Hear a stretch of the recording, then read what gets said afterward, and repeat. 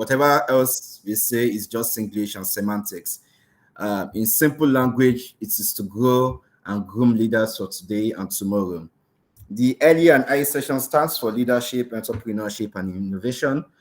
And against the background of what the NGM platform is, you would know that indeed we are a platform for developing leaders. The session, like today's session, is usually an explosive session to discuss issues that has to do with leadership, entrepreneurship, and innovation. And today's session will be no different. Today we'll be discussing how businesses can thrive in Nigeria using 3 case studies, live session of entrepreneurs giving us their stories. And I hope that we are all ready to benefit from this, inshallah. Myself, I'm a lawyer and I'm the managing partner of Legally Salisu & Co., a bespoke law firm based in Lagos and Ibadan with a worldwide view. We specialize in SME legal support, policy advocacy for government and government institutions, and trainings for individuals and corporate bodies. My partner, who is here with us today, my co-host, Abdusalam Akilusi, would introduce himself and his business right away. Abdusalam, are you here? Yes, I am. Can you hear me? Yes, I can hear you loud and clear, brother. Wonderful. So I'll just go straight to it, right? My name is Abdusalam Akilusi, and apart from being a final year student at the University of Lagos, Faculty of Engineering, I am also a business owner, right? I retail branded slides like open footwear of brands such as Nike, Adidas, and other similar types. That's what I do on this side. That's part of what I do on this side. Nice to meet you. Nice to have everybody here. Yeah, thank you, Abdusalam. As you can see, even the hosts are hustlers themselves. I'll do a brief introduction of the speakers, and I will expect them to introduce themselves better when I yield the floor to them. We have with us today Mrs. Rahmah Aderinoye, the founder and managing director of Rashak Farms and AgroAllied Limited. Also with us today is Ridwan Rasheed, the co-founder and product lead at Shiip. And we have with us Nana-Aisha Salau, who is the CEO of Splash by Nana Skizana. If our speakers are here with us, can they unmute themselves, please? Let's start with the first on the flyer, Mrs. Aderinoye Rahma. Are you here with us? Yes, I am. Assalamu alaikum, everyone. Wa alaikum salam wa rahmatullahi wa barakatuh. Fantastic. It's good to have you here, boss.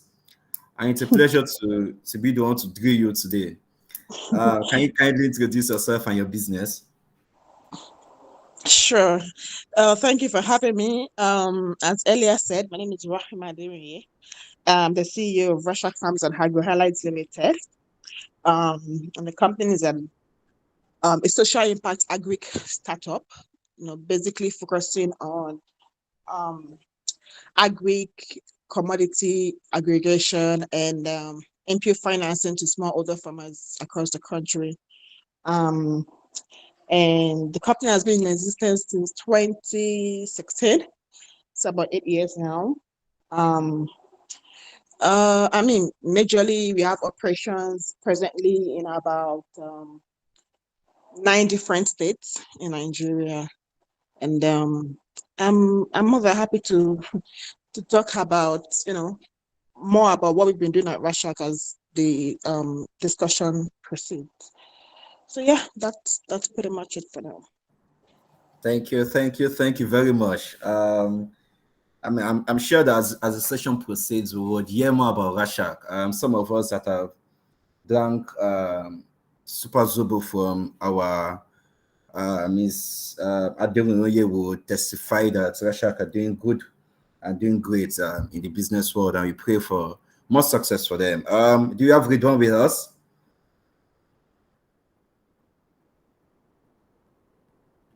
Ridwan, are you here? Okay, while we wait for Ridwan, let us have Nana-Aisha. Assalamu alaikum. Wa alaikum salam. My sister, how are you? I'm fine, thank you. Um, Alhamdulillah. So can you kindly introduce yourself and your business? What do you do at Splash by Menas Kizana? okay, so my name is Nana, like you said. So I'm the founder of Splash by Nana's Kizana. It's basically a female hair care brand. We have a physical female only salon space, and we also make hair products. We are also currently gearing towards the spa, which is Nana's Kizana, which is actually the head of Splash. So it's basically going to be a full females only relaxation center. And we started the brand 2019. So basically, that's about the brand. Oh, thank you. Thank you very much. It's fantastic to have you here. Why we expect Ridwan somewhere along the line, we would kick off right away, inshallah. Who has read Richard Branson's Like a Virgin? Anyone here that has read Richard Branson's Like a Virgin? Show of hand. I mean, you can unmute yourself to say yes. You can type it in the chat box to say yes. Okay, yeah. Ridwan Gani. Do you remember Richard Branson's story of how he started entrepreneurship?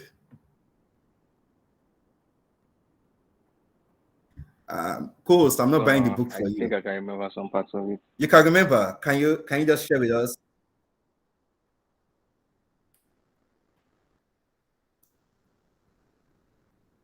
Okay, if you can't remember clearly, I remember Richard Branson in the book said he started entrepreneurship from the age of about 6 thereabouts with his grandma.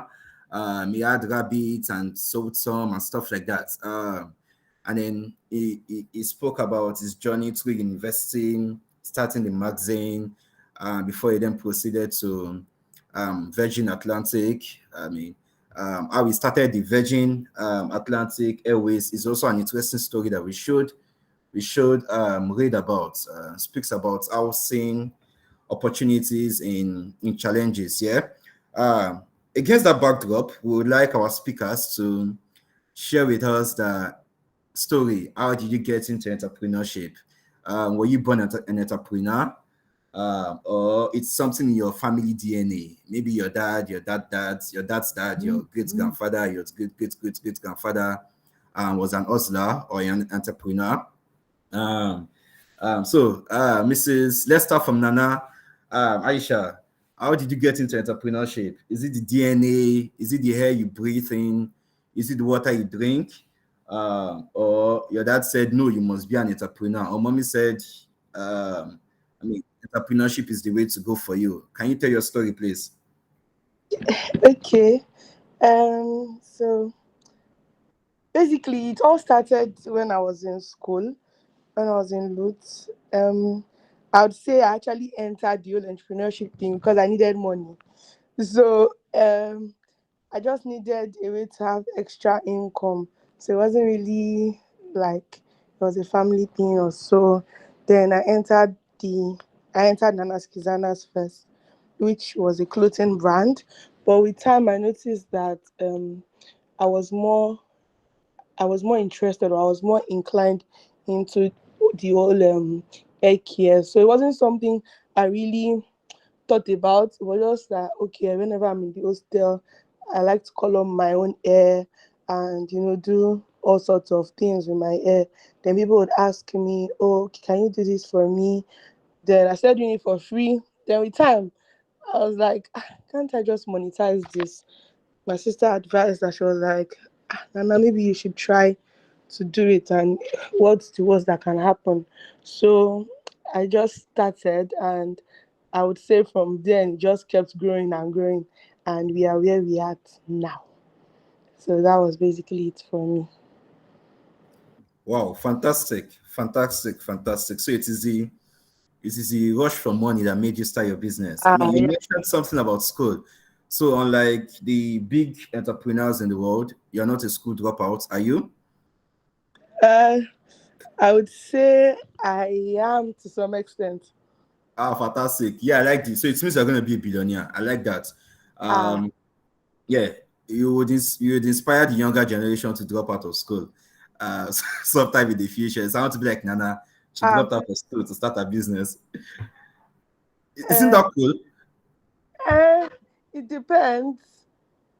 Well, so the thing is now I'm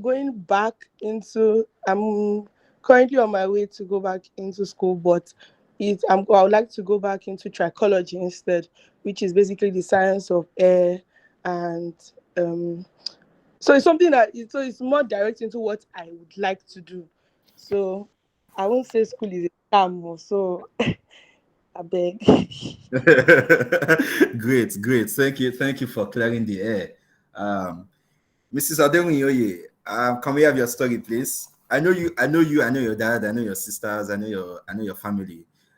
So if you can tell us if it's something in the DNA, let me go and find somebody in your family to marry, so I can have a business mogul as a wife.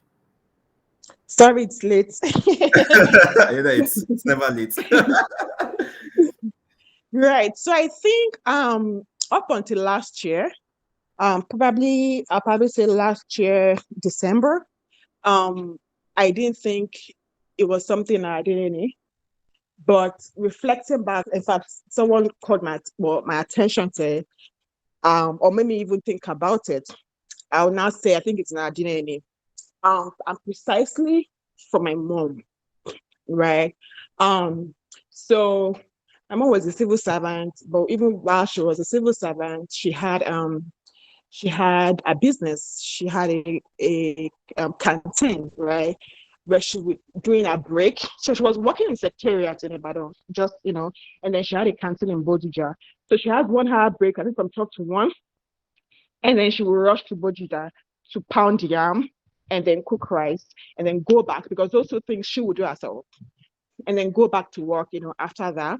Um, then when she left, the civil service, I mean, she also, changed her business, and then she started being like a distributor for like these plastic industries and whatnot. And I remember anytime I have what's it called, break from school, I'll just go to our shop and just help her out. And she will make me, okay, you can't just be sitting there, come and go and hawk water for me, right? And I actually used to hawk pure water.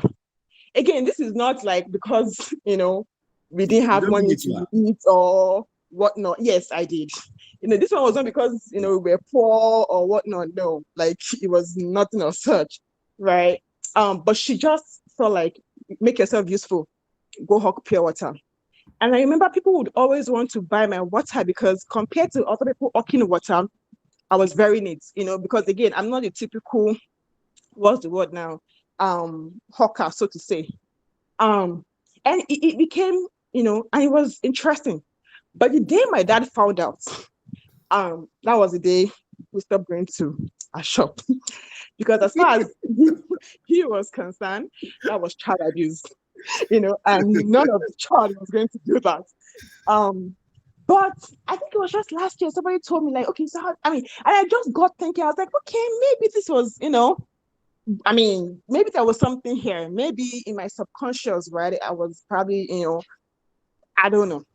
But anyway, fast forward to when I was in school. Um, Luckily for me, I was able to get some scholarship from my university program, right? So my stipend pretty much was just laying fallow. And I said, okay, what do I do with this small money, right? Just invested in a small business in Nigeria. Let's see, okay, you get returns, blah, blah, blah. And then that was a palm kernel business, right? I was looking at it and I was doing okay.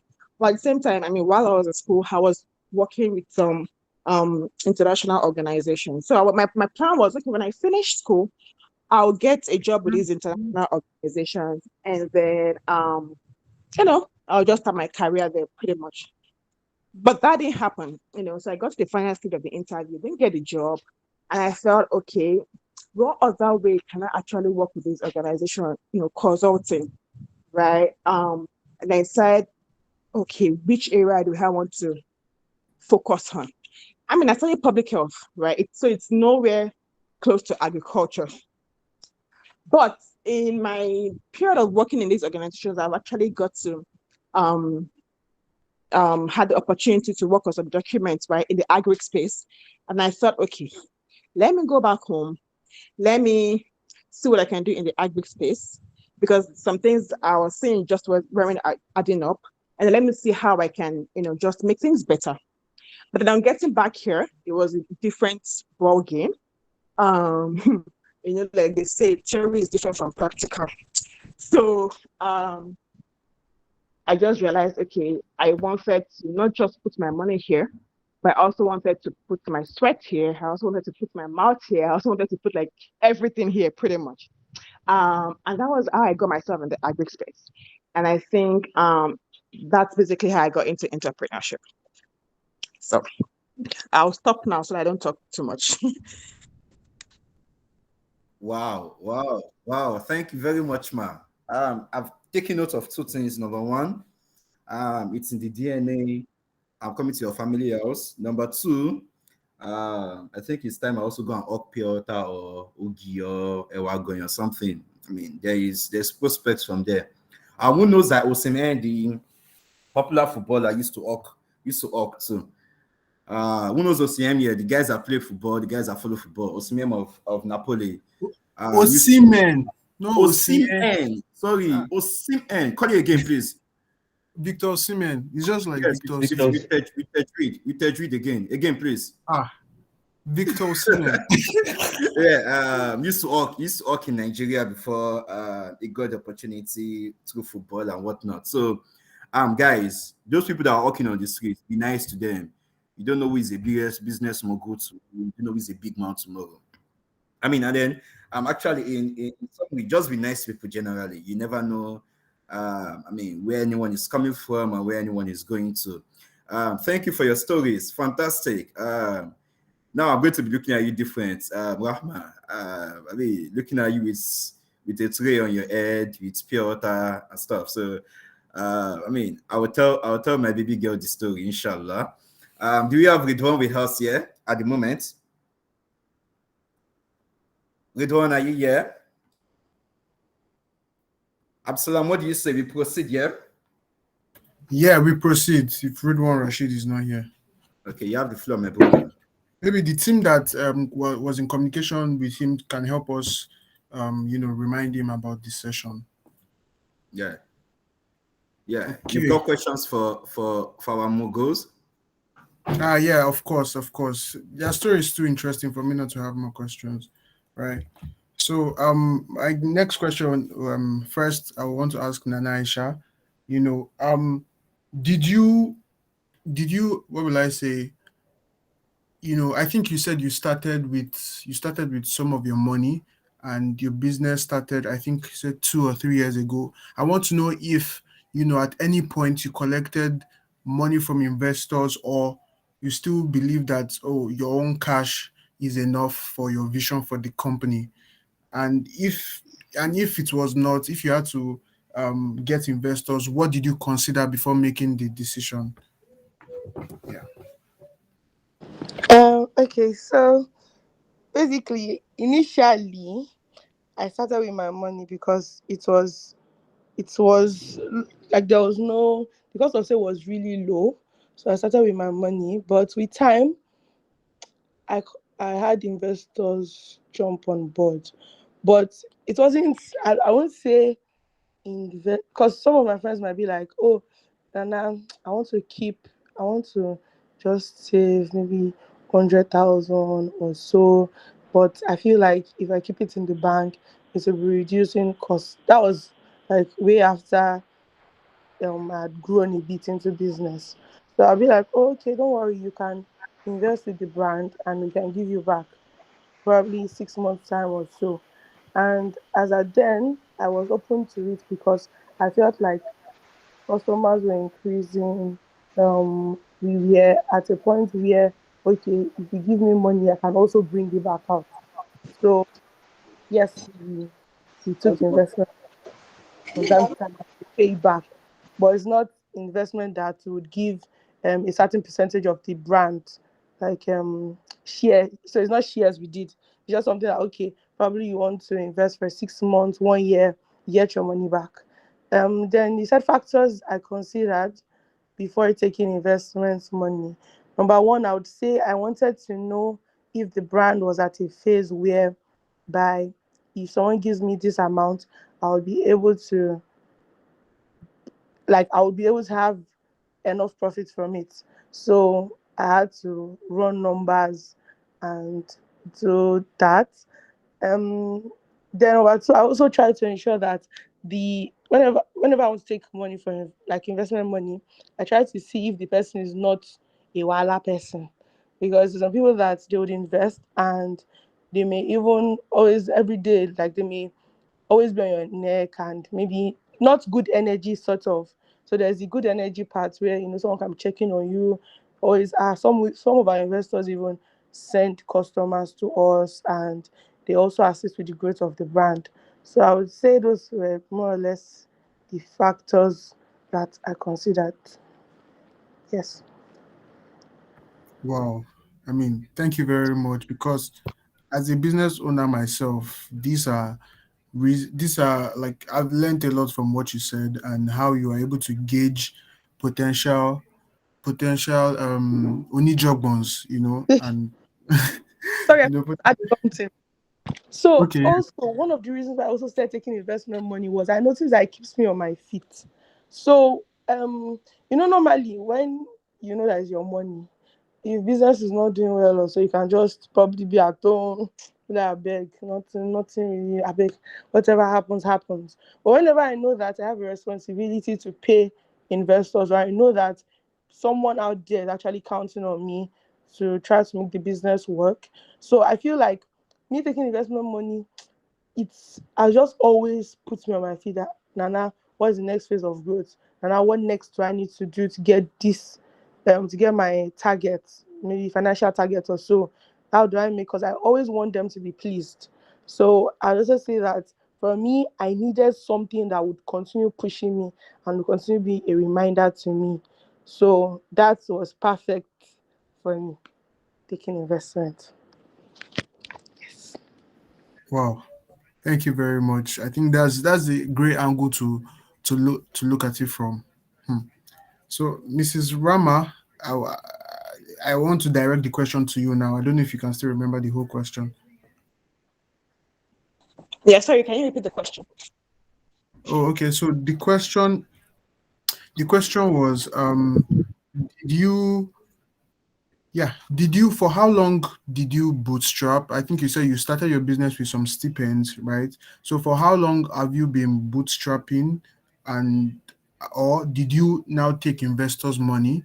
And if you eventually took investors' money, what did you consider before taking investors' money?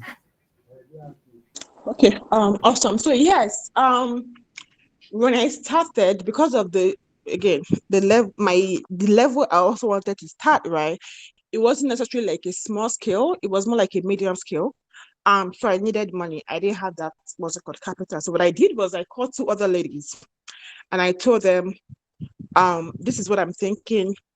Um, you know, can you finance this? I'm going to do all the work, and then we can we can all have the company.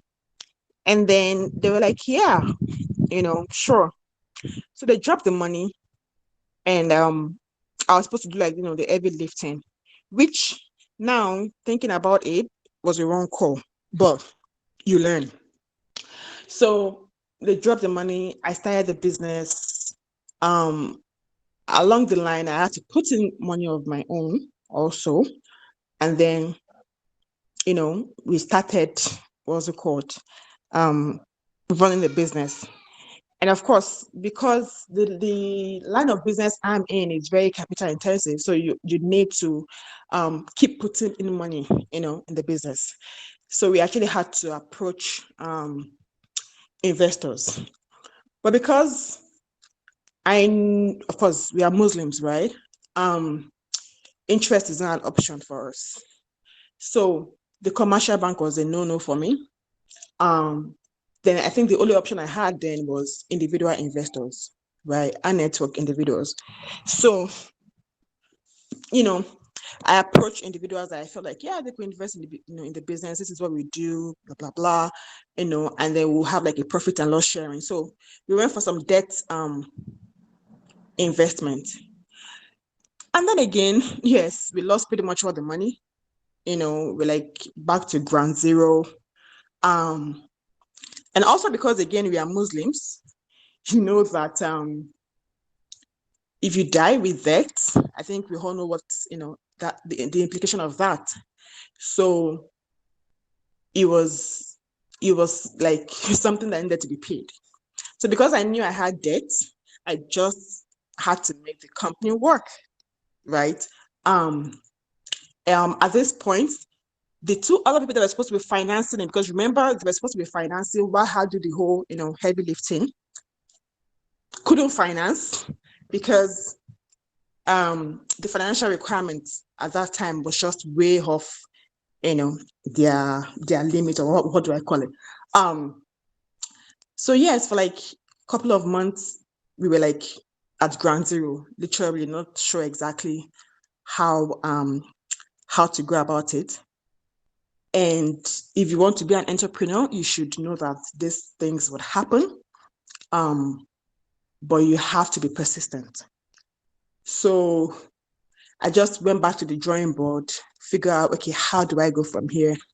How do I get back on my feet? For me, it was the only way for me to pay this debt was to remain in business. So I spoke to some other people again. I said, okay, this is the situation I'm in. I have this debt that I need to pay. I know this business. I know the mistakes that I've made. I figured out how to make sure that I don't make those mistakes again. But of course, new ones will come up, but I'll do things differently and whatnot. Got little investment again, debt investment. But at this case, the terms of that investment was not palatable at all. It was not nice. The investors were taking 80% of my profit margin. So I was literally working for them. But because I knew that the only way anybody is going to take me serious if I remain in business, right? I took it regardless. And from the little 20% I was getting, I was servicing my debt little by little. It got, the business grew, alhamdulillah.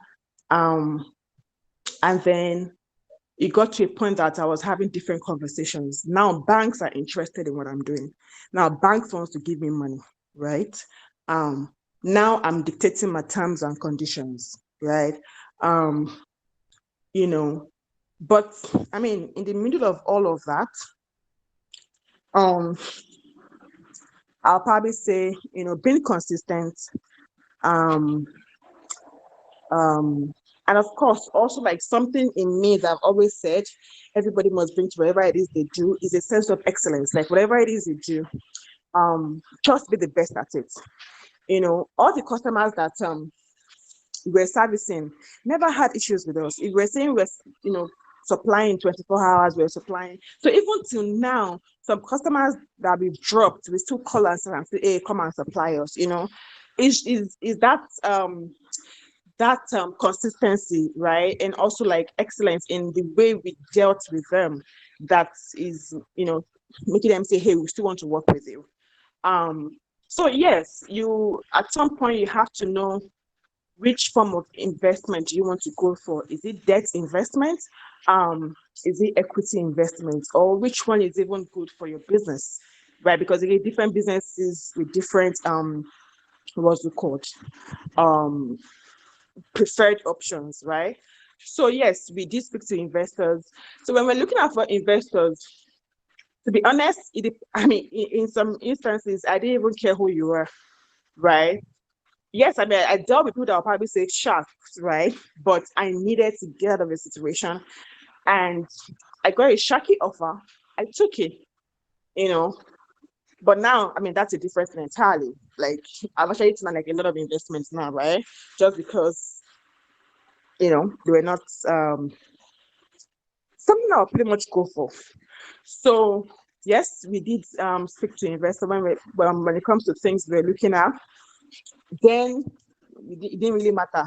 As long as you can give me your money for a while to trade in or do stuff with and share a profit with you, I was good with it. Now I want to know what really, really drives you. If you're just all about the profit, and like, oh, just the figures, the money, like how much do I get, blah blah blah, I most likely will not go in business with you, because now things have changed. A lot of things have changed. I mean, we're doing processing before, now it's something completely different. So yes, that's probably what I can say regarding that. Hopefully I've not spoken too much.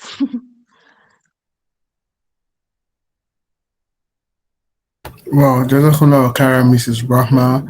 I mean, I have picked a couple of things, right? And one very important one is, knowing the type of investment you want to you want to take in, and at what stage your business is, right? And then also, as Muslims, I mean, we are not supposed to deal with interest. So while it may not be easy for every business person to avoid that kind of thing, but it's something that we should strive to do. And then customer care, I mean, you said, like, yeah, mostly 100% on your word, right? So I mean, I think as business owners, we don't need to say, oh, if you know your business cannot deliver something within 24 hours, then don't say 24 hours. Then they start saying, oh, you're not true to your word. If it's 36 hours or 48, just whatever you say, just be able to deliver, yeah, and put yourself under your own type of pressure, not the one from externals. Thank you very much. And while we were on the call, Mr. Ridwan Rasheed got on the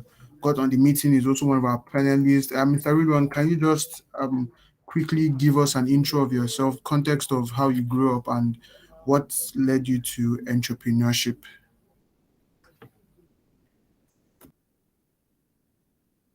Hi, good afternoon. Assalamu alaikum wa rahmatullahi wa barakatuh. Uh, yeah, so thank you very much for the warm welcome. What you asked us to do in a very short minute, I don't know how to do that. I don't know how I'm going to be able to do that. Tell you about how I grew up, tell you about how what led me into entrepreneurship. I think that's like a full day presentation. But I'm going to try, and I'm going to try my best. So again, my name is Ridwan Rasheed. Building a company called Shiip, and Alhamdulillah, to the glory of God, to the glory of Allah, we are revolutionizing how people organize and manage deliveries in Nigeria, and the goal is to take it to the whole of Africa and even beyond the continent. So I think that I am blessed with a particular set of skills that I think were very, very instrumental into my journey into entrepreneurship. One of them is problem solving, and another is curiosity. Right, I could remember that growing up. Right, despite being in sciences, for example, I still had time. I still love to read things, subjects that are even beyond my scope at that point in time, right? So I remember reading reading literature books, reading accounting textbooks, reading, about government, about civic, and things like that. So that's the kind of curiosity that I have. Spend some time in the library, reading encyclopedias, just learning, having knowledge, and those knowledge I think were very instrumental in me questioning a lot of things and building my imaginations and looking at how things are possible. So all of that together had given me the opportunity to try out a lot of things. I mean, a lot of things, right? And doing all of that, right, I've always been, I think, what drives me as a person. And one more important thing again is the fact that I love to help people and solve problems, right? So I think all of that together has really been what has led me on to this point. So because of those set of skills and those that I consider blessings, right, I have a little bit of knowledge across a wide range of spaces, right? A wide range of speed, industry, sector, and things like that. So, which means that I could be a focal point to bring people together, talk in languages they understand, and get them to work together and deliver results. Also, because of my curiosity and that knowledge, it also means that I'm able to continue to learn and improve and question things that I know, And more important, because I want to help people and solve people's problem. That was what led me into entrepreneurship. Because I've realized that the best entrepreneurs are not those driven by money, right? They're those driven by empathy to help other people. Because there are times when you will be broke, but you still have to pay salary, your staff salaries, right? And most of the times you have to pay yourself last and things like that. So if you're not pathetic enough and put other people before your own need, that's almost impossible to do. Yeah. So that's I hope I'm able to do justice to what you asked me. And then I want to also apologize that I came in late. I think it was a thing that has to do with the program schedule or something and everything. But it wasn't intentional. So it's nice to talk to everybody again and you're joining. Right. Thank you very much, Ridwan. I think everybody had a couple of things to pick from that, and something that you said is like the best entrepreneurs are driven by empathy. I think that's one that's going to stick for a while, right? So one follow up question, which I already asked previous panelists, was, you know, um, I asked them, oh, for how long did you bootstrap? And if eventually you stopped bootstrapping, what factors did you consider before taking VC or investors' money? Interesting. So, I mean, what people see today is shape, right? And the things that we've done and some of the success that we had. But I've always been building companies since 2016 or 7, yeah, 16, yes. Tried out several ventures, tried out edtech field, tried out a startup agency, an agency business, helping people build websites and things like that. I feel that field. Move on to that to building a data startup field, right? I moved on to building an e-commerce startup. Didn't exactly fail, but we pivoted before we now arrived at what Ship is today.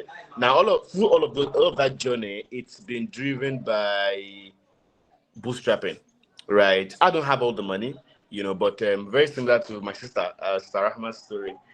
Myself and my co-founder, we he had more capital than I have, but I had more experience, operational expertise, and things like that. He's a software engineer, and yeah, so we're able to bring that together and to make it work. So we bootstrap that. There was a lot of time where we weren't taking salaries and things like that. It was really horrible. There were times when we were using our own money to finance staff. Pay staff salary and things like that. It's a long journey. It's a long story. But then now to answer your last question, which is, at what point do you think that it's time to take investors' money and things like that? For people it's at different stages, right? But I think the best time to take investors' money is when you're sure of what you're doing. Or let me put it another way, when it now start to make sense. Because don't forget that it's other people's money, and you're giving you the money based on a promise. It's on a promise of the fact that they're going to get a return on investment. Nobody's father is a Father Christmas, right? Everybody wants something back, right? So they are giving you money based on a promise that you're making for them that you're going to 10x or they're going to get. They give you 1,000, you're going to turn it to 10,000 for them within like say 5 years or 10 years, things like that. That's what investments are based on, right? The other form of investment is impact investment, right? Where they say that if we give this money, at least we don't want the money back, but you have to empower, or the work that you do has to impact like XYZ number of people. And they will wait to see the result of that money. So the best time to take investors' money is actually when you're sure of what you're doing. Because on this journey, there's a lot of trial and error. There's a lot that you have to learn through the process. So for us, right, before we before we took investors' money, we were sure that what we're doing was going to work, right? Although some of the ideas that we had in the past too, we were sure that it was going to work, because sometimes, right, the difference between success and failure sometimes might actually be having the fund to implement your idea or move fast, right? So I'll give you a typical example. In 2019, we spent over a year, a little plus over a year, building our e-commerce startup, e-commerce product, right? Well, in 2021, we now say we have a product. Within like a couple of months, maybe 1 or 2 months, they like Flutterwave and Paystack and a couple of other companies have actually built exactly what we built within like a month. Like I'm not in months, in 1 or 2 months. they've actually built and launched exactly what we're doing. So that sometimes fund can be the difference between success and failure.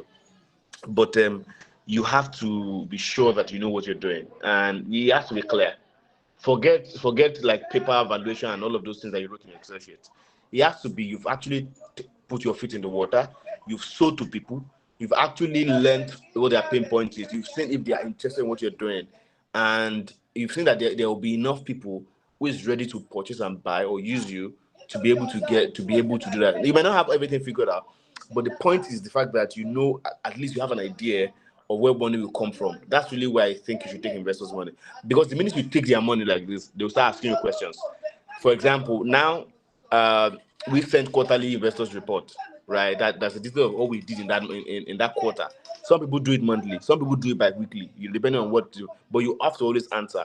And you don't want to send reports that they'll question you on, or you report that you'll not be proud of. You don't want to send that, right? So that's, I think, when to take investors' money.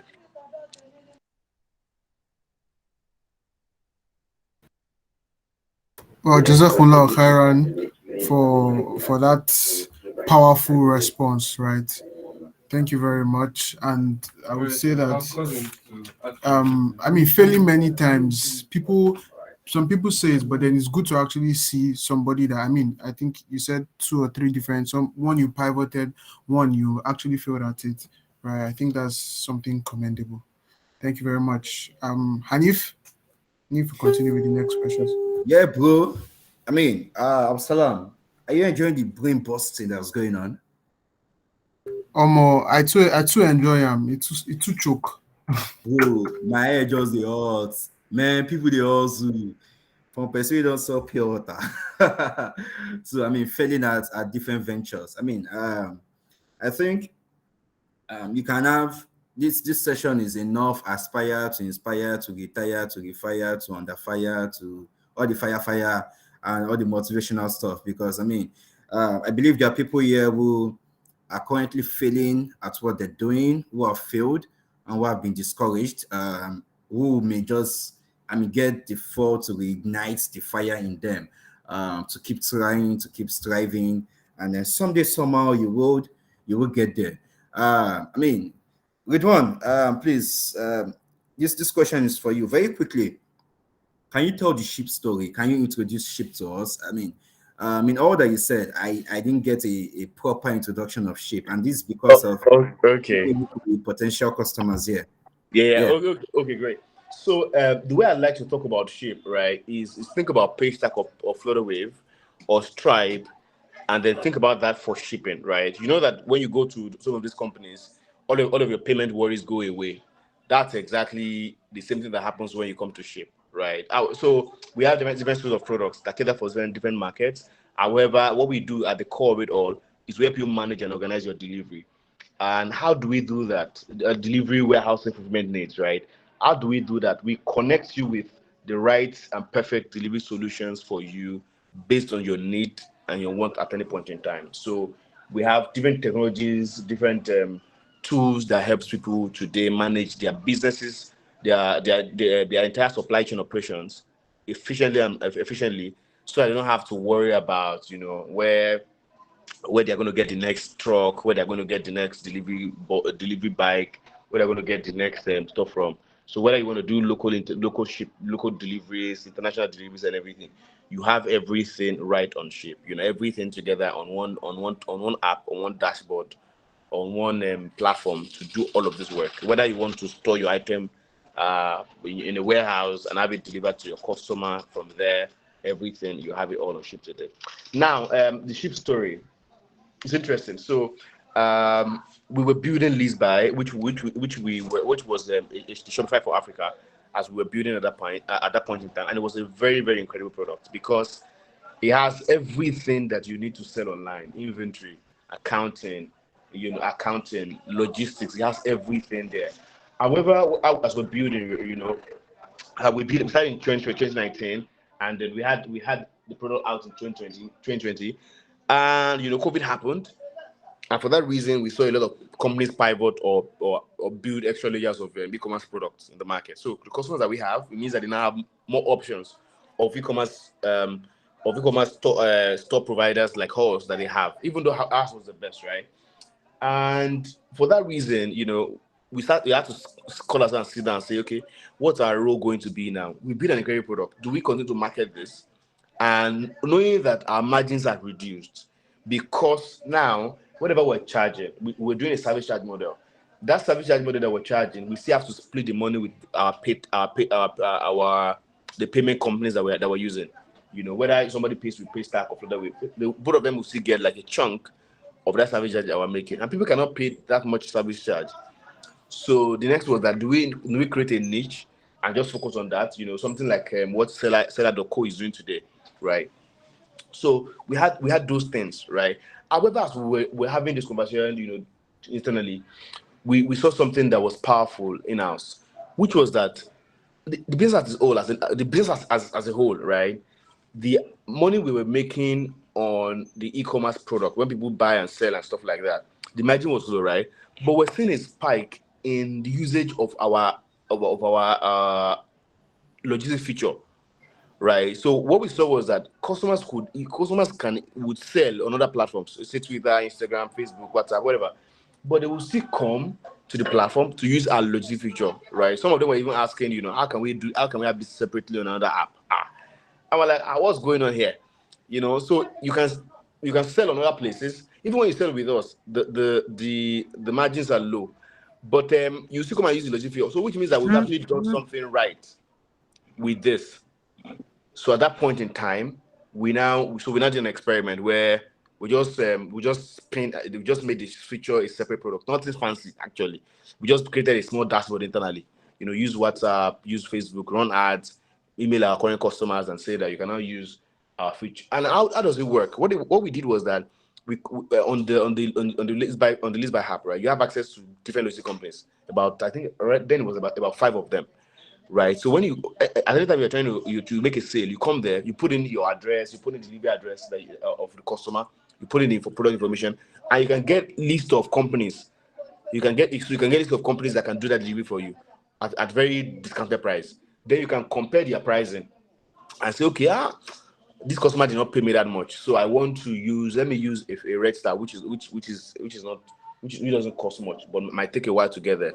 Or maybe this customer wants the item like really, really fast, so I choose a faster option and things like that. So you can choose you can compare and choose from there. And once you choose and do that, because the courier comes to you have to pick up and deliver to the customer. So that was how it worked. So it was never done before at that point.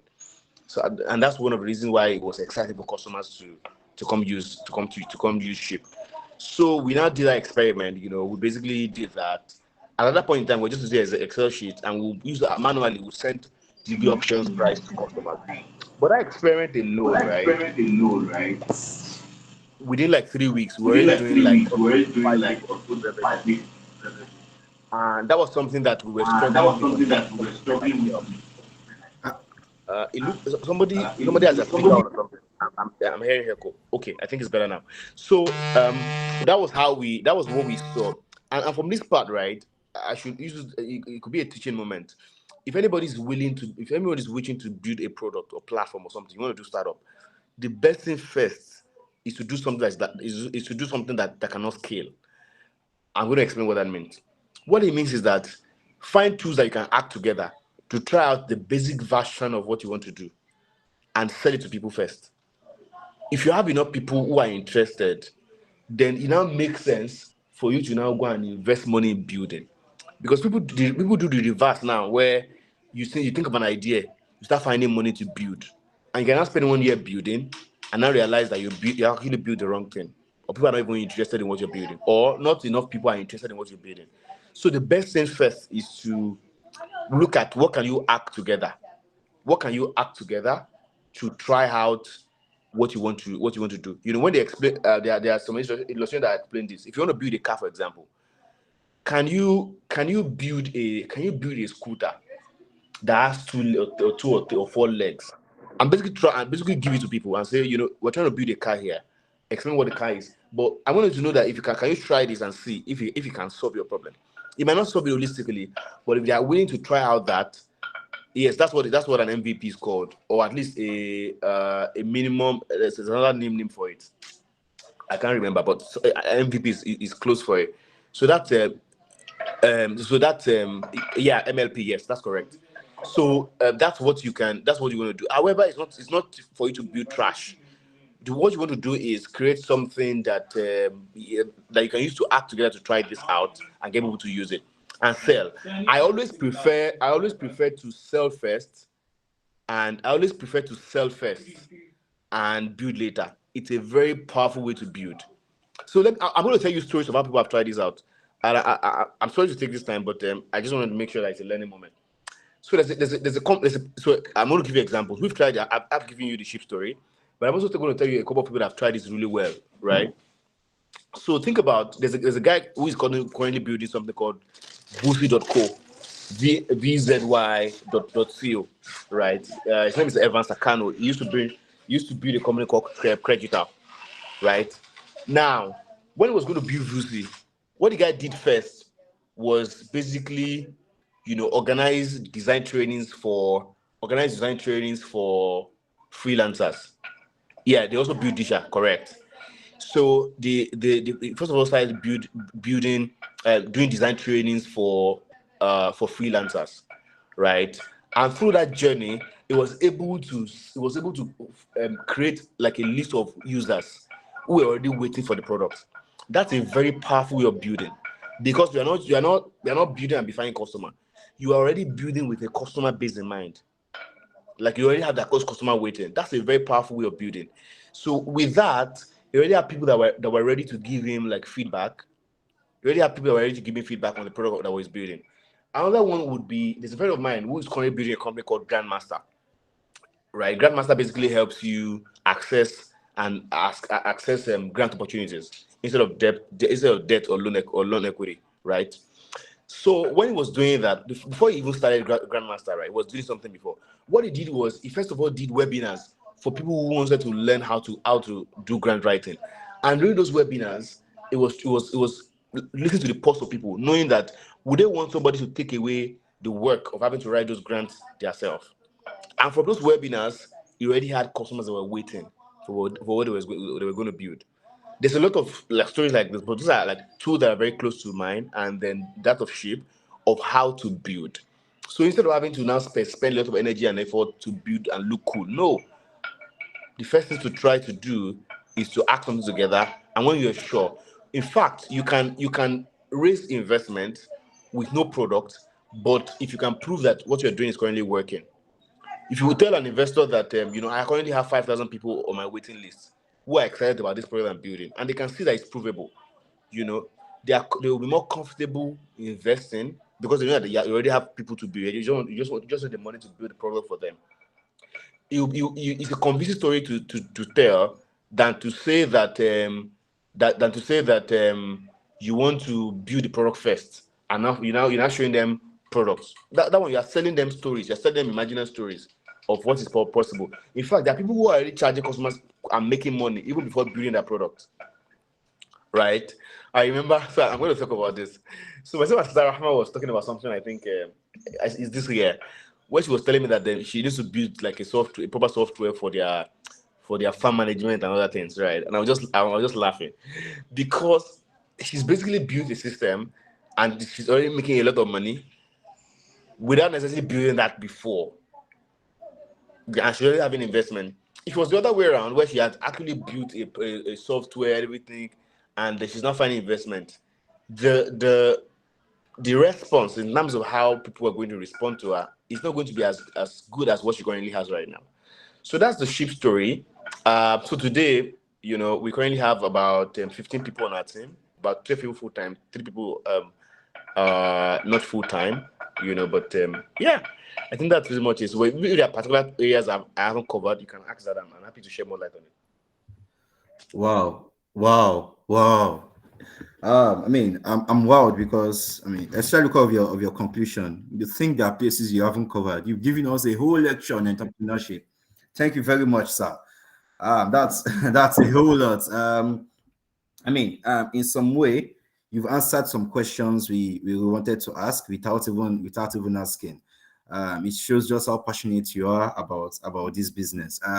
Thank you very much. While this session was ongoing, And I can do this because I'm the host. I like to, recognize the presence of one of my big brothers, Maknoon Aluluafi, the CEO of Stock Build Consult. Construction company. Good afternoon, sir. It's a pleasure to have you here, sir. Egwami, I'm hoping to come and learn from you after these sessions. Perhaps there are things you would want to educate me with from this session, inshallah. Now moving forward, yeah. We here talk about how businesses, die in the first 3 years, the first 5 years, and since today we are talking about building thriving businesses, meaning businesses that will last the test of time.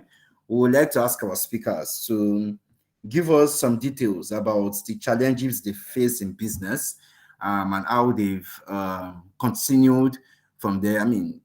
Along the line, somewhere, somehow, some of the speakers had touched on that. I remember when Rahma mentioned the challenges she faced in her business. It first failed, and then challenges with investors and the stage that she is right now. But we want to go through the mind process, and that's because you have many people here, like I mentioned earlier, who are failed in business, who are failing, and who would likely fail in business. And we want to give them enough fuel to support the reignition of fire in them. So we want to talk about the mindset. What was it like failing? How did you feel? And how did you pick yourself up? Was it somebody that helped you and pick yourself up, or was it something that just came input and you said, no, I die here, like Mario? So you would be talking to us about your challenges, and you tie these challenges to specific problems. For instance, like Rahma did earlier, problems with investors, and this is why you had that challenge, and this is how you moved on from it, so that people can learn, and then one way or the other use this information to build, or to survive in their business. So to answer this, I'll start with Nana-Aisha. Please give us some details about what it's been like so far in business. What are your biggest challenges?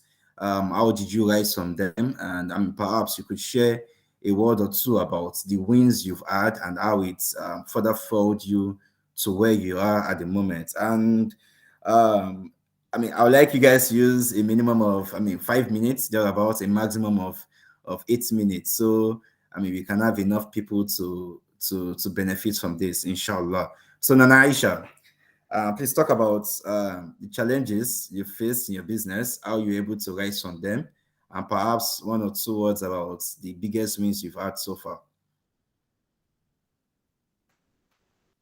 So in the sector of my business, I'll say one of the challenges we faced was getting the right hands. So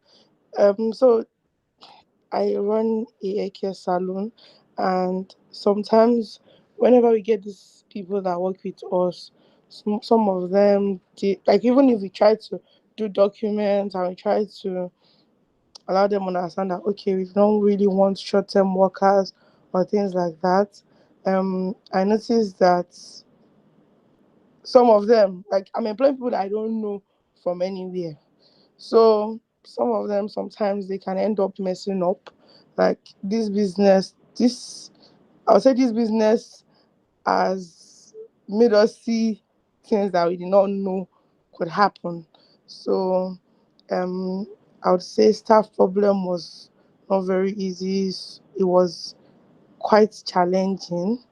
Even on top of this staff problem, we visited the police station for the first time just due to us trying to get good hands for the business.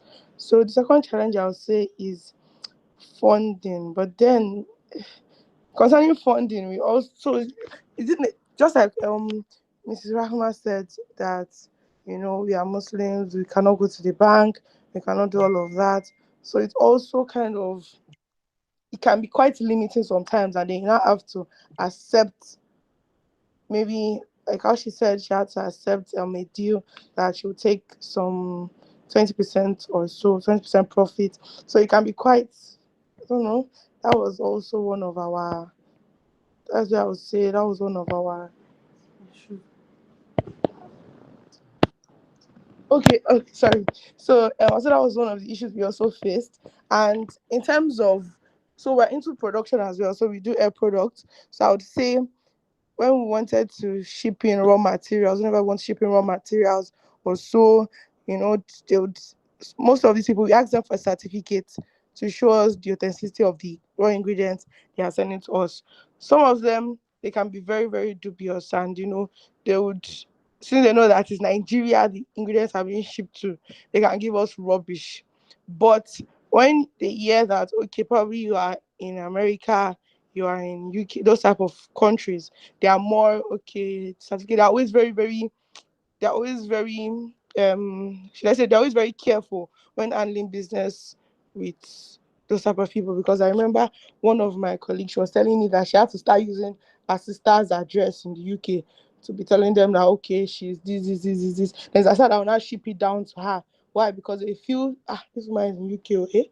Let us send authentic raw materials to her so that she doesn't put the company into trouble also. So that sometimes there was so now, although now when we get our raw materials, we ensure we test them, we take them through the testing period before we then formulate and all, because there was one time that all our products, we finished using the raw materials and we realized all of them were bad.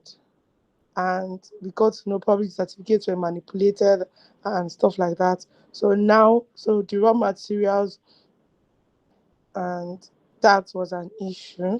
So I would say these are basically the challenge. Okay, yes, also running a business in Nigeria as a woman can also be quite, it can be quite frustrating. So me, I have my support system with my husband, so it kind of gives me an edge. But I remember sometimes whenever I want to get a place for a business or so, they'll say, you're a woman, what do you like? They will start saying rubbish like, you want to do business? Where is the man that is in charge of the business? Those type of things. So most of them always feel like a woman cannot blow, or a woman cannot be doing one. Some of them might feel like maybe I didn't start to do or show with the business, because why would your business be this? So I remember there was a customer that came recently, and I got to know that this woman, she came to the brand, she came to make her hair, she came and she was like, hey, oh boy, this woman is not a small woman. And before you know it, I got to know, because she was saying, like, she was just when my studies were there, she was saying that, I beg, I'm sure it's her husband, Jerry, that I'm sure, or maybe she's doing something. I know all these women that and they are big boys, you know that they are doing underage things. So I would say even we women folks are like that to ourselves. So sometimes too, people, I don't know, that was just one of the challenges. So you said, what are the wins? I did not really understand the question. So do you mean like what have I been able to achieve so far, or how have I risen above the challenges? So I didn't really understand that part. Oh, okay. So I mean, the way there are challenges, there are also achievements. Yeah. So wins basically what you've achieved, in your own space. Yeah. And how it has also reignited you. So what I wanted to do with the question was to get into your mind. To see. Because when we speak about grit, when we speak about perseverance, it's something of the mind, and then the support system, like you've mentioned. So I want the viewers, the listeners to benefit from there. For those who are currently feeling, to know that it is not the end of the world sort of thing. So for those who also have little wins here and there, how to, use that to further fuel themselves. So, you can spend a minute to talk about the achievement you've had and then how you felt about it. Okay, so I would say one of the achievements I've had is, alongside the challenges of not getting good hands, I've also been able to get very, very good workers, or they understand the goals, they understand the vision, and there are plenty times I may be feeling low personally, and I go to the salon, I see them, and I'm happy because they feel like they they they basically they feel grateful, like I've had an impact in their life. So I would say to me, whenever I feel like I'm making a change in someone's life, I feel like that's an achievement. Number two, because of how people were probably feeling like, um the challenge of how people sometimes look at women in business, I would say it also failed me to do bigger things, because I know that when we get a bigger space, or when things are more standardized, people will not be able to, unlike like now, for example, because someone can come in and this is our price list. She already knows the amount she's meant to pay, but just because she feels as if, so when we're done with the service, she's very happy. She cannot decide to pay a way lower amount. But it failed me to get things more standardized. So alhamdulillah, we got a bigger space to accommodate our growing clients. Things are now more standardized. So now there's no room for really negotiation, because you're coming to a place where everything is basically recorded, like sales are recorded, all of that standardized. So I would say for me, all these things just basically fueled me into being a bigger, like to into proving to myself that what, these all these things can't hold me back. There are times I would want to quit. In fact, last week I was like, this business is not easy. But I would say at the end of the day, whenever I see customers smiling when we're done with their hair, I just feel this type of happiness. So yesterday I was in the salon working, and a customer, when I was done, she was like, "Oh my God, I feel so fresh, I feel so beautiful," and it just makes me understand why I keep going at it. So basically, those are my wins. So yeah. Yeah, thank you very much for it. I must confess, I have visited the salon, and it's a beautiful place. The day I went there with an elderly person, and I was telling him, this person that built this place, the person is not really that old, though. Now, young person, I blew me new, and I was, bragging, and stuff like that. And I saw the look in his eyes, like, local go be by. Sorry for those that don't understand you. I was telling the person, this person is my younger person. This person is a younger person to me, and see how beautiful and magnificent this place is. And he was just there, like, how now, and stuff like that. I can relate with how people would look at you and look at the brand, and I also relate with how the brand, the space that you are, would further fuel people to pay, commensurately for the services that you render to them. With Mr. Ridwan has spoken about some of the challenges they face and how they overcame it. Ms. Rahma has also done the same thing. But I want to hear from Rahma. What are those wins that, further fueled your passion on this entrepreneurship journey? This one you're asking me for wins. I beg me, I don't like talking about wins, not because they're not important, but because sure you see those bills, to me, I think that's where the learning is. While I'm going to probably talk about the wins, just one or two, I really want to talk about, the challenges, because the truth is, I've come to realize that entrepreneurship is not for everybody. Let me say the slang I usually say. I usually say, if you don't get the mind, no drum. And just like Nana-Aisha said, human resource is a huge one for us. Getting competent hands, right? And for me, what I've just done is I've taken that headache off me and just outsourced our hiring to a top, what's it called, hiring firm in Nigeria. So that takes the headache off me, because we've done the whole hiring process, we've hired rubbish, and it just didn't work. And that's that. And I'll also say, please, if you don't have any support system, don't go into entrepreneurship. It is draining. It's going to test you. It's in fact, it's going to mess you up. That's just the truth. And I'll give a typical, example that happened to me. When I say we lost, money, or we failed, I'm not talking about small amount of money. I'm talking about millions and millions of naira. Investors calling you all sorts of names. Some will call you scam, some will call you different things. And you have a name to protect, right? you have a reputation to protect. You're also Muslim. You don't want to, you don't want to be like, our Muslims, I'm sorry, those Muslims, more than, scamming people. You also don't want to, be in that space. For me, it messed me up. I was depressed.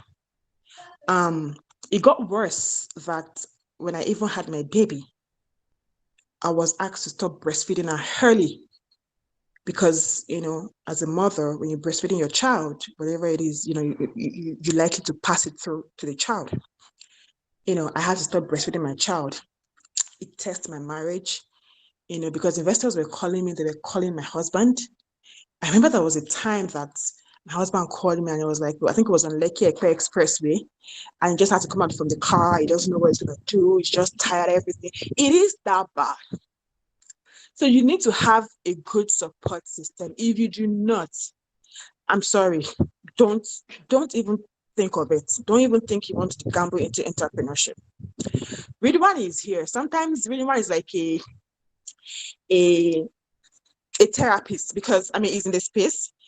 Anytime we just want to, we do what's going on, we do our therapy session ourselves because I tell him everything that's going on with me. He tells me everything, is he understands it basically. So please, the support system is very, very important.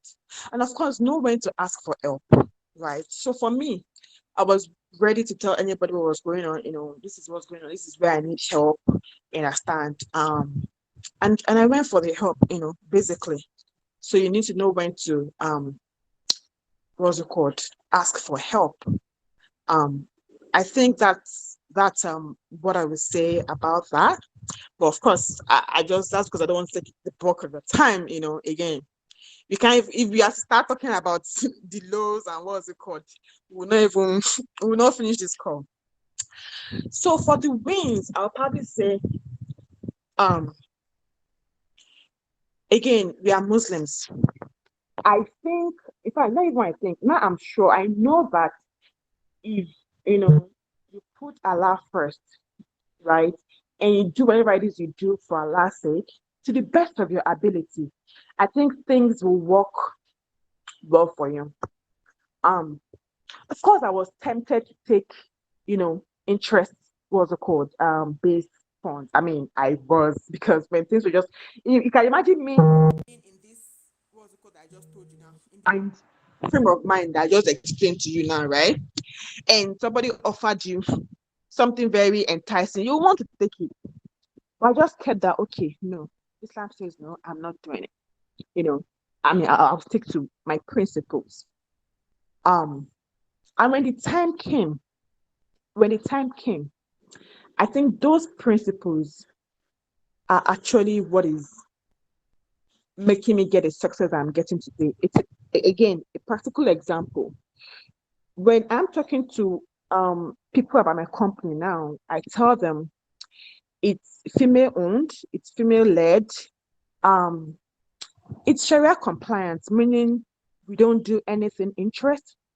We don't service, alcohol company. We don't do anything related to pork. And a lot of people that I've been talking to are intrigued, like, oh, tell me more about that, right? And I tell them, they're like, oh, interesting. I don't really know anyone that is doing that. And that's the truth. In Nigeria, we're the only company in the agri space that is doing that. That's one. And then you realize that, okay, even in Africa, like how many, what's it called, companies are doing this? The only company that I also don't know that is doing this is in Bangladesh, right? So it kind of gives me an edge. And people are like, oh yeah, they want to know more about that. They want to, what's it called, associate with that. And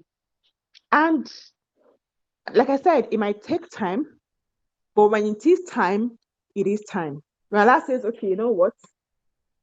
This is this is what you should be doing, or this is the validation you need. It will make that validation happen. So yeah, just stick to your principles, your values, and your guts. It's really, really important. This early this year, somebody was telling me that as I majorly celebrate your small wins. Please, it's very, very important. one of my board members asked me, she was like, Rahma, I'm not sure. I don't know what it is you're afraid of. I don't think it's failure because really, we failed, right? But she thinks there is a lot of the company is doing that we're not putting out there. Um, and I think for me, it's coming from the space of, oh my God, we really, really messed up, right? And because I was dealing with individuals and I just decided not to, call me out for it, that was how I was able to scale through. So now I'm actually kind of scared to say, okay, I want to, or to say, okay, we are doing this, we are doing this, we are doing. She's like, say it. She's like, you need to celebrate your small wins. So no matter how small your wins are, no matter, how insignificant or intangible you think they are, celebrate your small wins. Really, I think this year we got a foreign investor. I mean, that is huge for us. Again, nobody knows about it because I don't say anything about it. Now, they think you should probably be doing like a press release because that's what our competitors do. They'll do a press release, we raise so amount, US dollars, we do this, we do that. But for me, I'm just like, you know what, let's just keep it hush hush, but celebrate your small wins. I mean, getting a foreign investor is not cheap. It's not beans. Raising 1.5 million US dollars is not small thing. It's not cheap. As in, celebrate your wins, no matter how small you think they are. Also, I also think you don't need to have everything, ready, or you don't have to have like a perfect what's it called. If you determine that this is what I want to do, it's this entrepreneurship thing I want to go for, start. Just start. Like I said, we got investors, but the truth is our house was not in order, like 100%, and we still got investors. Now we are putting our house in order, right? But just, whoever will believe in your dream will believe in it. Just start. Do whatever you need to do. Start. Tell your story. I'm very proud of that. I don't even do stories as in tell your story, share your success, share your wins. But again, don't come and make it look as if everything is, perfect, everything is rose and whatnot. Share your challenges also. Let people know, what is going on. So tell them the good, tell them the bad. And I think that's it for me, for my end, basically. Yeah, yeah. Wow, thank you so much. I must admit that I think the time frame is too short for us to discuss how to thrive in business in Nigeria. But then with the little time the speakers have had so far, it's been inspiring. They've been speaking from a place of experience and sharing so much knowledge that should typically help us grow and thrive in business in Nigeria. Very quick one before we proceed. Um, just to gauge our attention span, who can remember what year Rashak started business? Anybody in the house? Rashak, in what year did Rashak start business? Please drop your hands. I'm Rashid Bello, Kilo D. Anyone carry first position?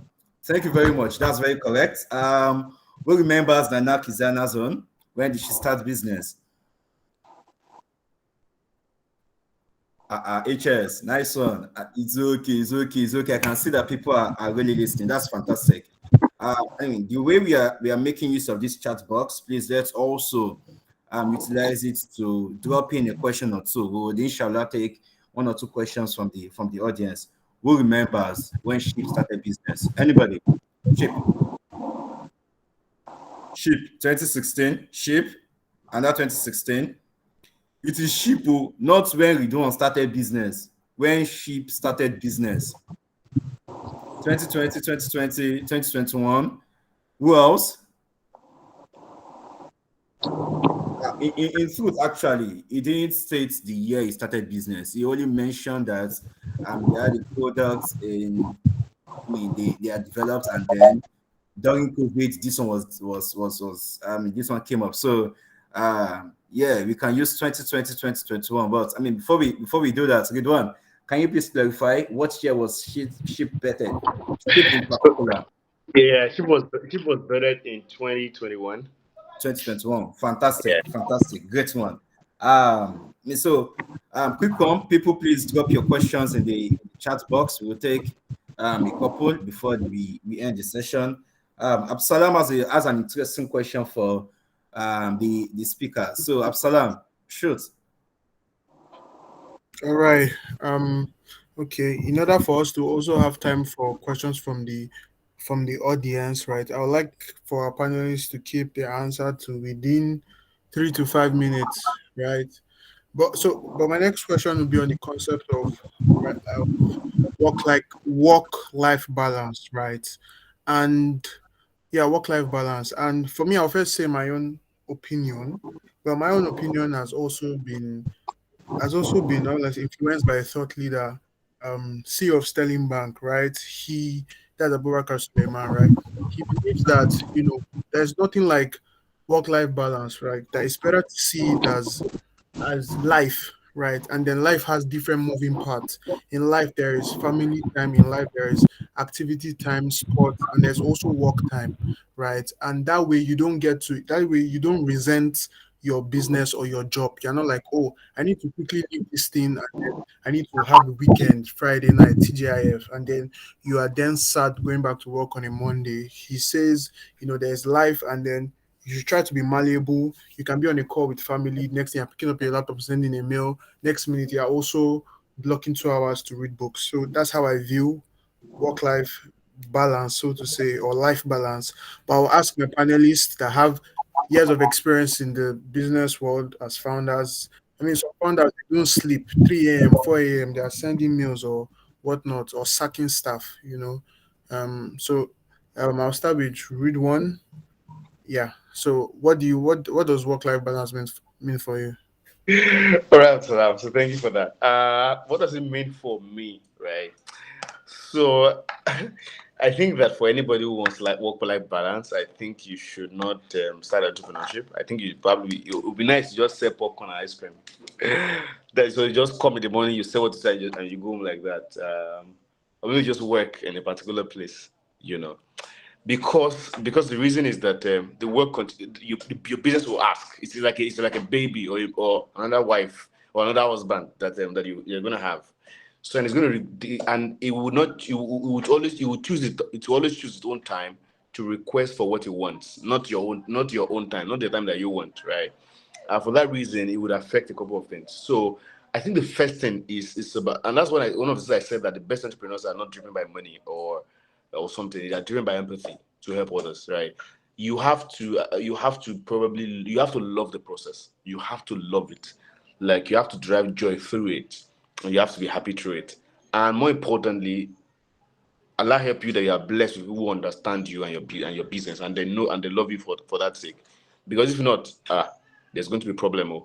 But you also can do a good job in deliberately like figuring out, how to build a life around it, right? One of my mentors who I used to work with in the past, right? What is when he told me something one day that was powerful, and that so he said it doesn't do work, like that it doesn't work, that because for him work is life, like that's the lifestyle that he knows and he enjoys, right? And that's pretty much it for him. So whether he's failing or he's successful, right, it's fine, and that's the thing that I have gotten to do today, to become today. So I've gotten to the point where, alhamdulillah, whether I'm failing or succeeding, yes, I'm happy that I'm succeeding. I'm not happy that I'm failing, but I probably treat the same thing. I probably treat them very similarly. I probably treat them very similarly as emotions, and that's it. So in terms of that work life balance, it doesn't exist. However, what can do is deliberately plan things that are important, because again, the children were going to be parents at some point. They're going to be wife to husband at some point. They're going to be um husband to a woman at some point, and things like that. I think it's for the best thing is to now plan like a life around that, and let those people understand how things work. But if you want to live normally like other people would want to live, that's impossible. What the Yorùbá man sọ pé èèyàn kì í lékun méjì, kikoma, koma pufu. Yeah. You basically you can't have eat your cake and have it. It's just what it is. That's what I think. Wow, that was eye opening. Maybe selling ice cream. Maybe I'll consider it if I just want to chill and I don't want to stress. But yeah, thank you for giving your own insights on work-life balance. I think you said it does not exist for you, right? That makes sense. I'll then ask the same question to Miss Nana-Aisha to hear what you have to say on work-life balance.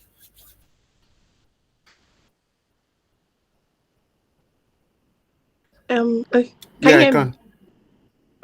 Okay. Okay, so for work-life balance, I would say they coexist together.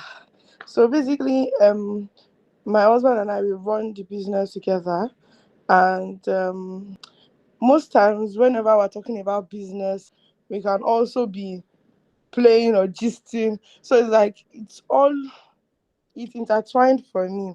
Although there are times when I know that I do not want to talk about work at all.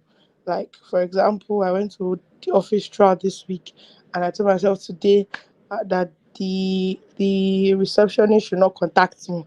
So basically, there's sometimes where I just don't want to I don't want to feel like I'm a business owner for a day. Although no matter what, she still called me. So I would say it's what Mr. Ridwan said to me. I would say that's how it is too. But I try to make them work together. So like now, sometimes I carry the girls out. We can go to the beach. But while we're at the beach, we can still also be doing things related to work, but we are playing. So at the end of the day, we just make it work together, Sha. So it exists together for me. That's what I have. Thank you very much. So I see the beach is where you like to cool off. Maybe I should probably try that. Try that too. Thank you very much. And you once again said you just have to find a way to make it work, right? I think which is similar to what Mr. Redwan said. And Mrs. Rahmah Aderinoye, over to you. Yeah, thanks. So I also don't believe there's anything like work-life balance. Um, and I think I will go with what Michelle Obama said. You can't have it all the time, right? Um, and for me, it's very simple. There are times, you know, you're spending more time at work and the house suffers. I'm just going to have a very honest, what's it called, conversation. Um, and I pray that, and I'm hoping that, you know, while the house is suffering from my end, somebody is picking up what's it called, some responsibility, right?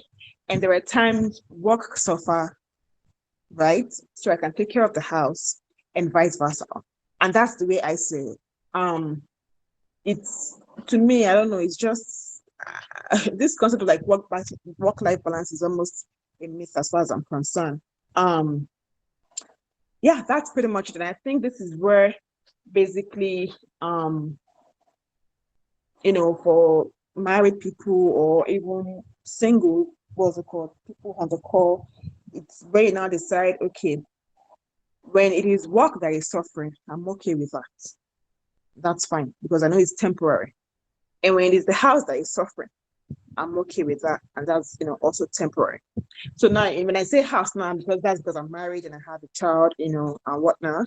Even if you're not married, it probably means that like um your alone time, right? Or your personal, what's it called, well-being and what. You can't have it all the time. That's just the truth, Some days are great, some days not so great. Sometimes you have everything you plan to do at work done. Sometimes you just have like a lot of, carry over, what's it called, things to do, and it is what it is, and you just deal with it as it comes, right? Um, and more importantly, in all of this, you just know that yes, I think for me, it is you knowing when to say, okay, Rahma, stop, you know, take some time off and get back to the chaos again. And that's it for me. Wow. Wow, Jazakallah Karen, Mrs. Rama. And I mean, one thing I think everybody should have picked is what she said. She goes by Michelle Obama's "You can't have it all at the same time," which makes sense. I mean, in probably in theory and practical, you can have it all, but at different points in your life, or on different days, or in different weeks, or at different months. And when you look back at the month, you say, "Oh, you had it all," but when you now zoom in, you see that on one day something was not fulfilled, and the other week it was. Thank you very much. And I'll hand over to Hanif. Now we'll take the question and answer session. Wow. I mean, quick one before we proceed. Mr. Ridwan, are you married? Good question. I am not. I'm Okay. not yet. Yeah, Are I'm you worried. taking? Am I what? Are you taking? No, not yet. No, you're not taking. Are you searching? No. Ah. Ridwan, what did you say? I didn't get that. Oh, yeah. I said no. Okay, we'll talk. Oh, we will talk. Okay. I asked that because I mean, one thing I gleaned from what the speakers have said, particularly the moguls, the female moguls with us, Nana-Aisha and Rahma, has been the issue of a strong support base. So to manage the work-life balance, maybe it's a myth, maybe it's a reality. To manage yourself really in the different relationships and the different spheres that comes with entrepreneurship, and one must be ready to have a support system that works with you. So I mean, I think this is necessary for the singles, for the newly married, for the people who want to go into entrepreneurship. Do you have a support system that would help you thrive in business? Because I mean, I can relate with Miss Rahma's story. When she said she lost some money in investment and she doesn't want to mention the millions, I'm aware of some. And indeed, if you mention it, your brains will burst. You guys you'll be wondering how did she survive. But also because I'm a close friend of the family to an extent, I also know how. I mean, our husband has also been supportive in some instances. I've seen it play out before me. I'd seen her, sometimes wonder how she's not broken down. So really the issue of managing the work life or managing life generally as entrepreneur has to come with I mean, and this also applies to those in the career space. You have a strong support system that will manage this with you. Thank you very much to the speakers. Now we will go to the chat box to take some questions randomly. Yeah, we have a question for Miss Rahma. How did you build your customer base in your business? I mean, did you go after competitors' customers, or how did you create your own customer base? Please hold that question in hand while I also take the other question for you. The other question is, how did you manage the situation with the investors? How did you manage communication with them?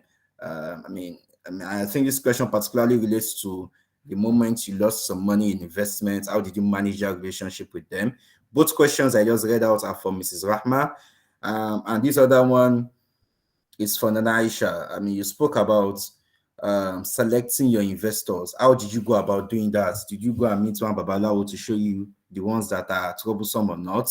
Or by just looking at them with their dressing, you can tell that this investor is troublesome or not. So how did you go about selecting your investor?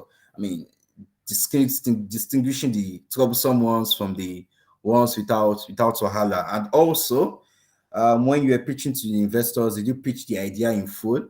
I think this person is asking from a place of, I mean, entrepreneurs are always scared of telling people their ideas in full, so they don't steal the ideas from them. So how did you manage that? And we'd like you to take both questions yourself, Nana-Aisha and Ms. Rahma, to be able to do this within the 5 minutes window, please. We are about rounding up this session, and we don't want to overshoot our time. So, Rahma, you have the floor, please. How did you manage your issues with the investors, and how did you build your customer base? Okay, thank you. So basically, to be honest, when it comes to customer, I just, Google is a friend. I just searched on Google to basically look out for, companies that pretty much need the service that was ready, right? Looked at local companies and also like, foreign companies. And I just went there. I remember for flour mills, I just said, okay, this is the product I have, which of their subsidiaries, what's it called? Make use of this product. And I went there and I approached who is the procurement person, and that was pretty much how I did it. Just leg work into some of these companies. Now, it's one thing to get those customers, right? It's another thing to keep a relationship with them and make sure that okay, they keep coming to you. Now that is a whole different what's it called ball game.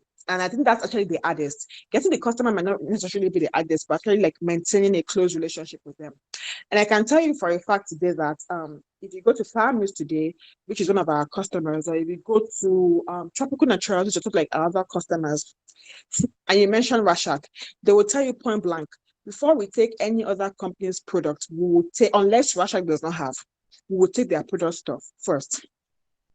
And again, this has to do with integrity because these are big multinationals, right? And a lot of stuff, happen in those places. You don't want to be a part of that, Again, you want to stick to your principles, your values, and these things will stand you out, in places you go to. So that's we didn't even look at competitors. I mean, they are there, but and again also because maybe luckily for me, the sector that I also work in, they were in, it's so big that even all of us combined can't really meet the demand of that sector. So it probably helps, but more importantly the relationship, because now you don't want to talk about giving one person a better price than the other. It's relationship, right? It's quality, it's consistency and all of that. That's pretty much how I was called. And also because I attend a lot of programs, so when I say programs like training, Lagos Business School, Faith Foundation, these are places where the edge of the organizations that I look to target come to volunteer. They come to give free classes. So, even though right now I'm paddy with the number 2, what's it called, person in flower mills, I met him at Faith Foundation, right? Even though I'm paddy with the company this, I met this person at what's it called, Lagos Business. So these are places you also want to be at, places where these people are. So that helps. I think the second question was regarding communication with investors and how. Okay, so basically it was just pretty much letting them know what was going on, and letting them know what's it called, being honest and open, and just pretty much explaining the whole thing to them. If you have any evidence to buttress your point, let them know that okay, it's not as if I decided to take your money and then I went to buy a house in Bayana Highland or whatnot. You show that just to prove your innocence and whatnot. Then you have to do that. And also more importantly, is it's hard, but you also want to hold back and keep your cool when the name callings, start, because it will definitely start, and you just want to make sure that, okay, at the end of the day, they're your investors. At the end of the day, they might have trusted you at one point, or the other to actually give you their money, right? And irrespective of how things went, you still just want to like, okay, you know what, what's it called? I'm sorry this happened, but this is the situation and all that, and just letting them know that this is what's going on. And not so a very wrong way to go about it is not picking their calls when they call you, because yes, they probably call you like a million times. You just have to keep picking a million times. Again, it's not easy, but it is what it is. But I'll have to say, if you need to burn bridges, you also need to know when to burn bridges. And I'll give you a typical example. One of the investors, because his own money was not even lost. What happened with his home money was that the company we had supplied had not paid us. Sorry to cut short. If you can please quickly round this up in a minute because of time. Yeah, Thank sure. you. So one of the companies we had supplied had not paid us, and they had not paid us because there was an ongoing EFCC investigation. And you couldn't talk about that. Now, this particular investor, we couldn't explain what's going on to him. We just said, the company has not paid. Once the company pays, you get your money. That went south and just, was blasting another. And at the end of the day, when we paid him off, we just cut him off. I mean, we don't want that kind of what's it called. So yes, you need to also know when to burn bridges and just say, you know what, it is what it is. Yeah, and that's pretty much how we're able to handle those things. Thank you so much. So don't keep mute. Communicate with your investors, however bad or however good the situation is. Mr. Ridwan also mentioned how the company gives quarterly reports to their investors and stakeholders. I mean, it's very impressive. Nana-Aisha, you have the floor for the next 5 minutes. Okay, so the question he asked about how do I ensure people don't copy my ideas. So I remember earlier in business, whenever people ask me, okay, maybe like when I put the investment offer out there and then someone asks me, okay, please, I'm interested. So what I usually do is I send the document of everything about my business, right? From the name, the financials, everything to the goals and everything. Until a sister once spoke to me and told me about how her elder sister also, her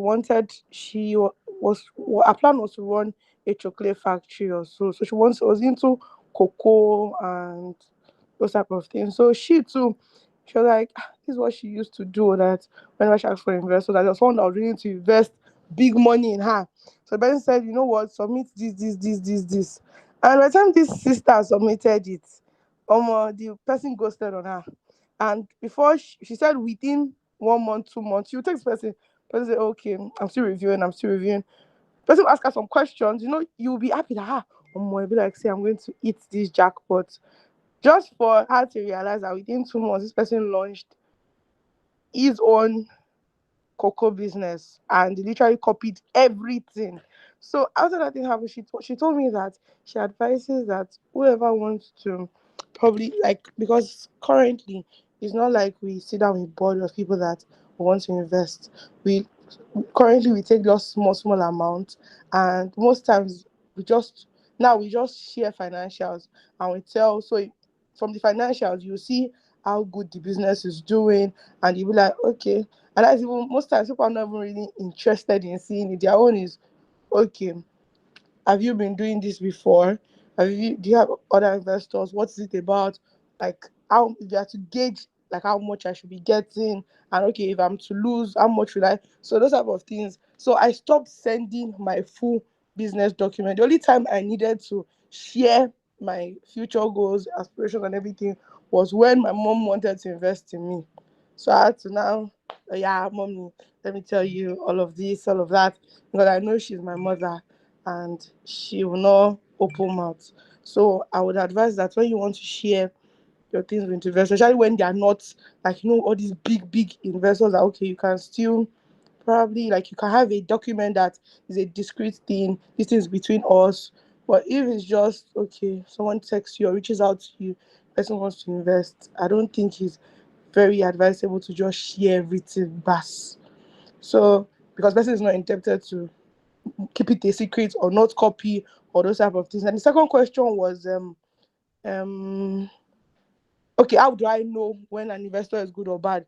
So the thing is, whenever there are even times when you talk to somebody for the first time, I already know this person, like no matter what, some traits will just come out. So for example, I remember there was someone that wanted to invest in me, and she was like, Nana, I really, really care about your growth. And if you know that there's any issue at all, talk to me. And most times, people that even invest in us are our customers, people that patronize, that they know the brand very well. That, okay, this is actually how much it makes. Because they value us more, because they know that, okay, whenever I come to the salon, I see plenty customers. Me alone, I can pay like 60K. Okay, that means this lady is actually making money. So most of them don't, most of them are even more impressed or more happy for me to accept their offer. So in terms of knowing investor that is good and investor that is bad, number one, if they see that, if the investor sees that you are providing value to him, like that, to the point that he's feeling happy to even say that, you know what, I'm investing in this brand. Like for example, maybe I'm investing in Apple. Then I feel like when the person already has respect for you, also it can also make the person good, even though the person may be a bad person normally. But basically, all I look at is vibes. I look at some behavioral characters. Okay, before the person wants to invest, the person calling me every time, and all type of things. So I just gauge, to be honest, and I just pray on it as well. I do my stikara, and if I see that, okay, I think I should go ahead, then I do. But there are some times that sincerely, even if the person may not be very, very good, I still go ahead because I know that the brand is seriously in need of it. So you just need to gauge, pray, and work, and just work for the brand to reach a certain level where the investors self they will respect you and not be putting too much pressure. So I guess that's my own answer. Fantastic, fantabulous. Wow, this is great. I must thank the panelists for taking our time to share with us their experiences. Also thank the listeners for the participation and the attentiveness they've given us so far. I pray that this knowledge you've earned today will be useful for each and every one of us, and that someday, somewhere in the future, some of us will refer to this session and say, "Ah, that session of that day, now you make me go start my business. Is that session of that day that reignited the fire in me? It is that session of that day that made me take X and Y steps in my business and has made me thrive so far." Meanwhile, before we go, I would like to remind you guys that my co-host, Prince Absalam Akinosi, sells fantastic slides. Please check out Slideshow on Instagram, on Twitter, on everywhere. Please also make sure to join the NGM team online on Twitter, Instagram, Facebook, LinkedIn. We're everywhere. Make sure you follow us so that you can be aware of more fantastic programs like this. And before we draw the curtains, I would also like to sell myself. For you that are looking for investors, looking to pitch your ideas to investors, you can come to me. And this is why we advise people always have a lawyer by your side. You can sign an NDA, a non-disclosure and non-circumvention agreement that would stop the person from working on your ideas or sharing your ideas with others. And when the person does that, cut, yeah, you make money from the person. So for SMEs in the house, NMSMEs, so nano, micro, small, and medium enterprises in the house. We are your go-to people for legal services, legal support services. And thankfully, I'm a co-hostler like you, so I can relate with all your business drivers and challenges. So beyond legal consultation, we could also do business consultation for you, tailored to your businesses, inshallah. Is the grand mentor in the house? We have about... So, Walaikum sorry, salam, sir. there's a question for Mr. Ridwan in the Uh, chat unf- box. yeah, unfortunately, we're out of time. The time frame Oh, is 2 okay. to 4 p.m. So the only other person that we would be allowed to speak is the grand mentor. I'm sorry to the person that asked that question. We are running out on time. A quick one in the chat box. Mrs. Rahma says, please do your homework on investors, ask questions, ask if they are invested in other people before and do your due diligence. It's very important. I can relate to it. One of the experiences she related about a bad investor. The grand mentor, sir, you have the floor. So we can call this a day. Yeah, thank you very much. Anif, Salaam alaikum wa rahmatullah, everyone. Alhamdulillah, Alhamdulillah, Rabbil Alameen. Today's program is very, very unique. And before I go into that, I want to commend our moderators, our host for today. And Anif has been doing this. This is not his first time, so I'm not surprised. The level of professionalism, but I'm pretty much excited with our co-host of today. I mean, every time Absalam is a very good model in NGM in the sense that his level of development in all aspects, entrepreneurship, book writing, and now a great host for that matter. I mean, it's amazing.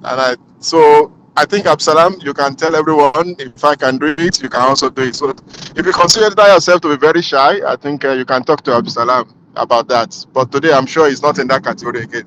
Well done, Absalam. Congratulations. I'm very proud of you. Good job today. Okay, so today's program, I think one thing that is very unique and especially most happy about is the fact that for the very first time, we are doing our LE&I session and all our panelists are in-house. So we should all be proud of ourselves. All our panelists, we are talking about entrepreneurship here. Wow, mashallah. And all the panelists are in-house panelists. And I wish I'm much younger like you. So if I want to be an entrepreneur, so it would have been so easy. I wish I had this opportunity like 20, 30 years ago. Okay, that's it. So, Sister Rahma, Nana-Aisha, and Ridwan, Jazakumullah khairan. May Allah continue to bless you. You are our in-house talent. We are grateful that you answer our call and you have inspired every one of us. May Allah continue to grow your business for you. And like Anif said earlier, I'm sure so many people 5 years down the line, they will hear the story. Oh, this session actually ignited the fire in me. And I'm sure that will also be Zakatul Jariyah for you as well. So thank you very much. Jazakumullah khairan. Once again, we thank everyone for attending, and I thank the host and the co-hosts. Well done. And indeed, must not forget, we must thank the LE&I team. They are wonderful. Yesterday, the head of the LE&I team, we had Combo 2.0, NGM Combo 2.0, and maybe you didn't remember that the head of this team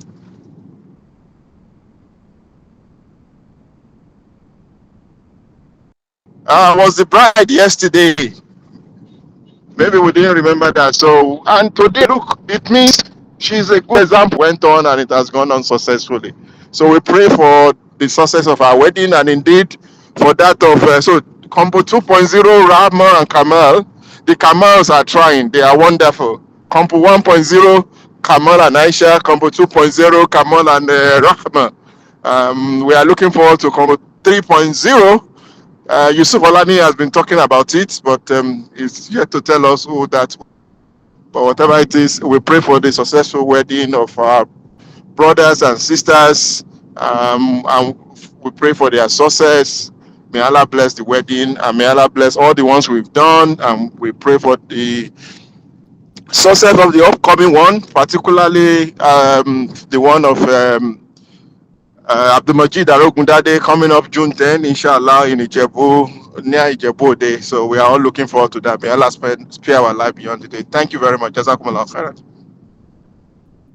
Awesome. Thank you very much, sir. Again, thank you to everyone who has joined us, from the participants to the panelists, to the LE&I team, to the general NGM body, to our grand mentor. We thank all of you for joining us. Perhaps it is time to also pitch that, Mr. Ridwan, we have beautiful sisters in NGM. Perhaps we could have NGM 4.0. Mr. Ridwan, are you there? You did. I might just speak for you, or that giver should just select one for you. Thank you very much. This is 4:05. I'm glad that we're able to do this within time. We thank every one of you. We would reach out for the next LE&I session. I would hope that our numbers would be bigger than this. Today we had about 50 people at maximum, and we're hoping to do more than this. Inshallah. Thank you, everyone. Enjoy the rest of your weekend. Assalamu alaikum.